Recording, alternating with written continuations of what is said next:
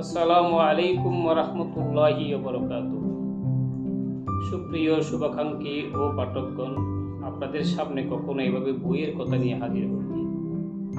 বই পড়ার অভ্যাস আমার অনেক আগে থেকে হলেও এখন আমাদের নিজেদের মধ্যে একজন লেখিকার সূচনা হয়েছে। আমার প্রিয় ছোট বোন জান্নাতুল আদনের দ্বিতীয় কাব্যগ্রন্থ স্বয়ং প্রকাশিত হওয়ার মতো। আমি কবিতার পাঠক ছিলাম না, কিন্তু কবিতা নিয়ে সামান্য রিসার্চ করতে গিয়ে জানতে পারলাম সাহিত্যের সবচেয়ে মহত্তর শাখা হচ্ছে কবিতা।